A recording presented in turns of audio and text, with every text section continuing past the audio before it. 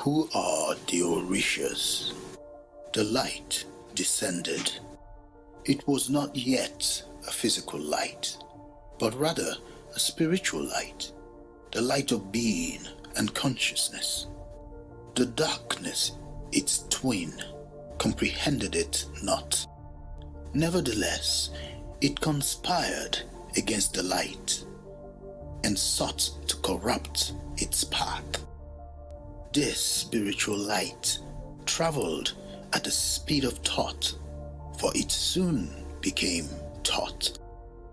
And as it crystallized through the spheres of the supernal, the mental, the astral, and the gross, it became stable and cool enough to be manipulated by forces counterintuitive to source. These rebellious forces forged and produced a despicable facsimile of the light. This was a false light. It mimicked life, but only had existence by adulterating the true light, or Ashe, from Olodumare.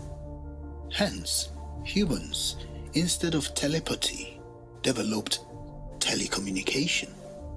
Instead of teleportation, developed transportation. Instead of service to others, humanity was steered towards service to self. Finally, Aye, the spirit of the earth, in humanity's delusion, ceased to be a living being and became instead for man a piece of rock floating in outer space. Eventually, these immoral and predatory forces started mass producing, from genetic manipulation, more humans to incarnate on the lower planes.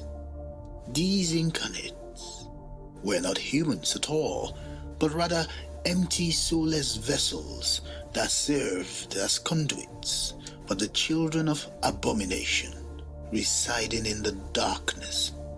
These are the soulless ones that constitute a stupendous percentage of the Earth's population today. The true humans were enslaved spiritually, tortured, and recycled in the astral and physical realms.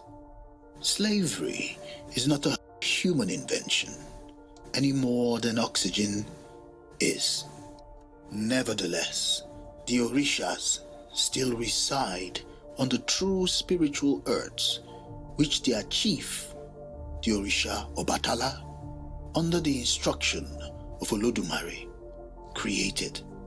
General humanity resides on the false earth, ruled tyrannically under the false light, in a sort of depraved form. Humans are utilized as a food source and as beasts of burden.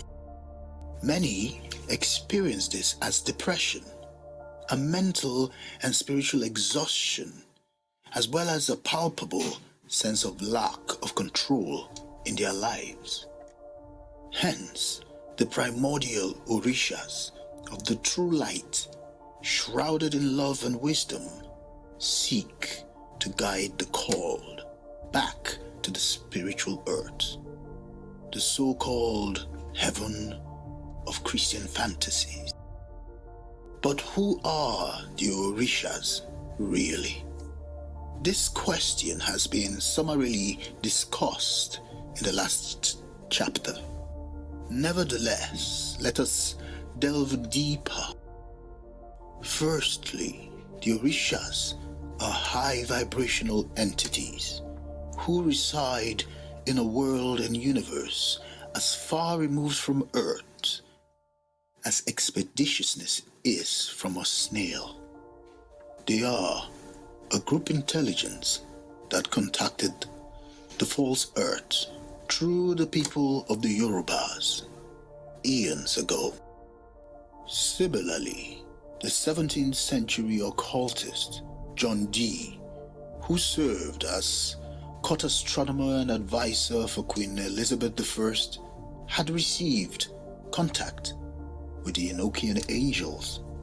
The Orishas are not angels and operate on a far higher frequency and agenda, since they possess and utilize free will. Their realm, which is accessible via astral projection or spirit vision to the trained Babalawo, Megai, or shaman, exists in the upper worlds and is the perfect ecosystem as envisioned by Olodumare. The Orishas are primordial archetypes at the very boundaries of manifest creation, and in practice helped seed the real planet Earth with humanity. These deities are melaninated. They are black. In a whitewashed world polluted by the lords of darkness from the lower worlds, black ultra-terrestrials are a difficult proposition for the brainwashed. The acceptance of this fact by the jaded is unnecessary and inconsequential.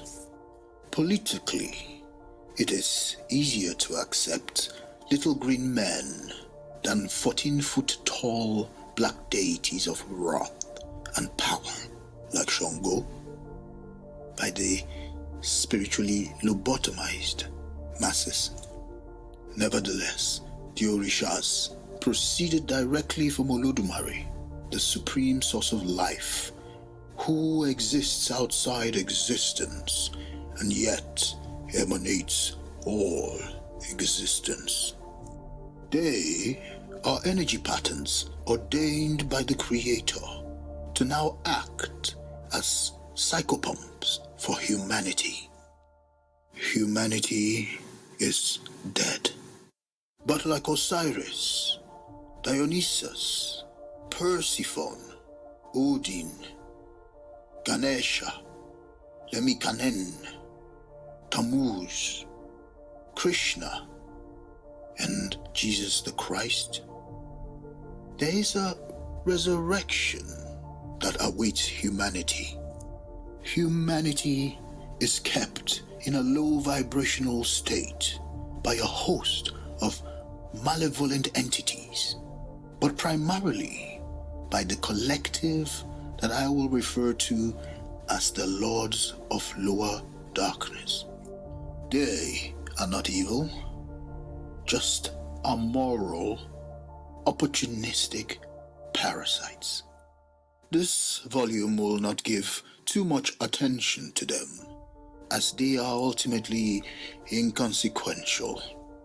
Suffice it to say that the LOLD achieves their control with technology that polarizes, distracts, hypnotizes, and sedates humanity, thus creating a world that feeds the ego, which in turn feeds this collective of darkness. When your vibration is high, they cannot feed off your ashe or life force, much in the same way that it is impossible to consume boiling food without the potential for mishap. Humans do not ride on tigers, crocodiles, and bears, but are able to do the same with horses, donkeys, and other animals of the sort. This is because certain vibrations like the ferocity of the tiger make it impossible to sustainably control and break the beast like one could a mere donkey.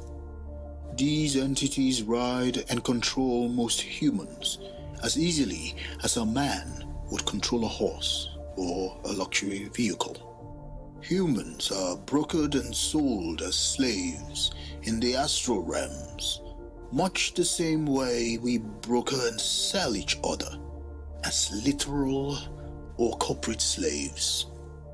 As above, so below. We cannot outsmart the fulcrum. However, most humans are unaware of these astral transactions. Neither do they care, because we are distracted and hypnotized by reality TV, inherited responsibilities, and the quintessential rat race. Like a battery, humans are utilized for their ashe and discarded when the flow tapers out. Much like a racehorse is discarded when its utility has expired. Quote, when the Africans were taken from their homelands, their conditions were no better. Herded together in one room, they ate, pissed, cried, gave birth and died, many hundreds of them, together, kept in this one small hold, like cattle. No more and no less valuable the priests and the peasants, the tribal kings, the cows, and goats, all lay down together, no division between them anymore. They were all equal now, and equally dispensable. End of quote.